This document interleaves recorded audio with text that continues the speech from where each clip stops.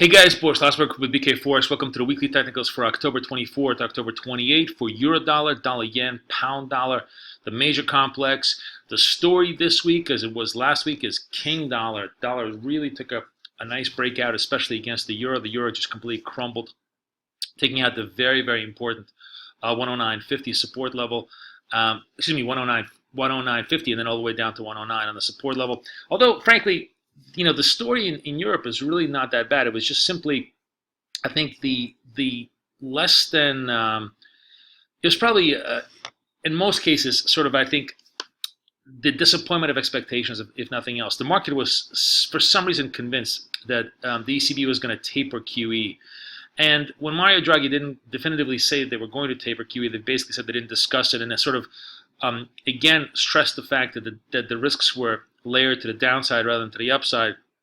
That pushed the euro much more on a sentiment basis rather than I think on a fundamental basis to the lower side. It pushed the yields on the Bund lower and took the euro down. Having said this, though, we clearly beginning to believe that the euro is much closer to the bottom than it is to the top at this point.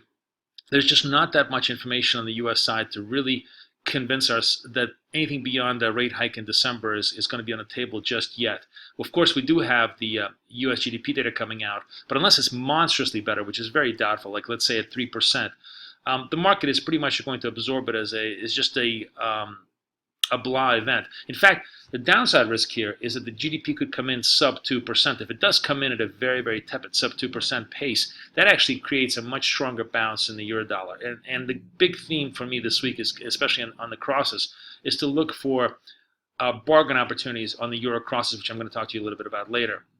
But for now, the European data that we have in front of us this whole week, the flash PMIs, the IFOs, all should actually be relatively positive. The decline in the exchange rate should actually be very positive for the Eurozone economy, and it should provide a little bit of a support, perhaps even a bounce back in the euro as we go forward. Dollar yen, just marking time, really not doing anything at this point, sort of this 103, 104 range as the market really looking for U.S. yields to give us a clue or to maybe take off, verticalize. Where the 10-year is trapped between this 170, 180 range, and so is the dollar yen between the 103 and the 104 range. And until either one of them breaks out one way or the other, we seem to be, I think, stuck in the mud as far as that goes.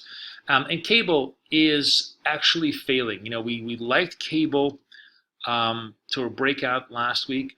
And this week I've changed my mind that I think the failure to break out last week is a warning sign that cable may come back down again further. So take a look at the ranges before we get into the charts. Let's just see where everything is. Of course, the euro range has moved down markedly. Now the 108 is the true support level, and that presents, I think, a very, very good bargain hunting opportunity.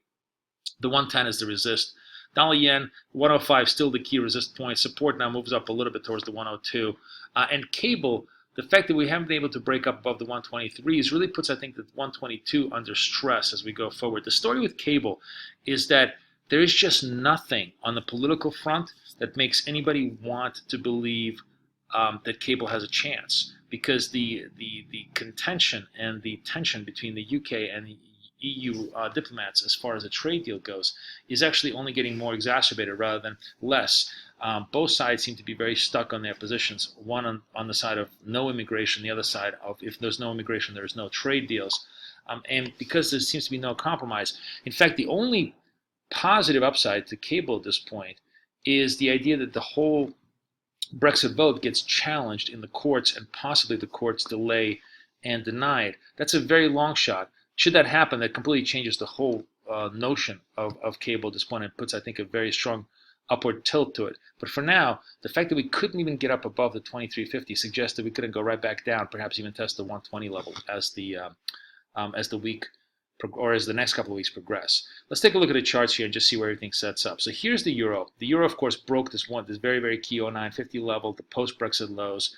Technically, it looks very, very negative. There's this very, very ugly little candle that we threw up on Thursday, the reversal candle off of the Draghi move, certainly suggests that there's possibly more downside action. But I think the downside action, and this is going to be very key, is to watch how much further can we get down below the 108.50 level. If we can't penetrate 108.50, let's say below 108.35 or anywhere low that, and just we kind of stay at those levels, the chance for an upside pop as the week progresses really, I think, really takes off. So I'd be watching that very carefully. We may not even be able to get down to 108.50. We'll have to see how Monday, Tuesday trades. But I'm watching that level as a key support level to see if there's a chance here for a euro bounce.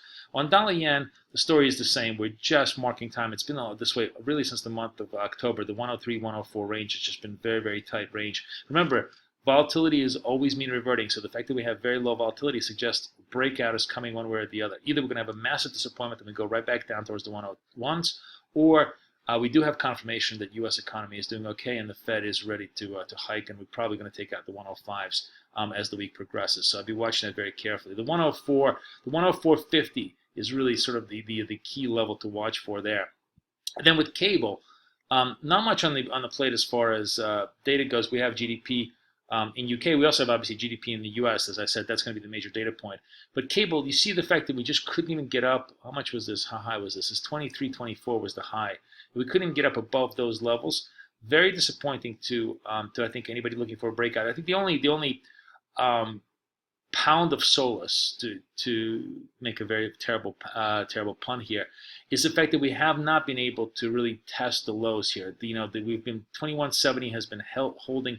The fact that both the lows and the highs have been holding may be suggesting that just a little bit more consolidation. But fundamentally, it feels like the cable is still under a lot of pressure, and it really feels like they want to test this 120. Remember, generally, when you have these kind of massive spikes to the downside, they don't just turn into V-shaped forms unless they were completely unwarranted. This was warranted. This was warranted because the conflict between UK and EU is getting worse, not better. So therefore, if it's a warranted fundamental move, even if it's a flash crash move, it's very likely going to come back and visit those levels as we go forward. So my bet on cable is that it's probably going to go down rather than go up this week, especially if we break this 121.50 level. I think the break of the 124.50 level really opens up a fast test of the 120s.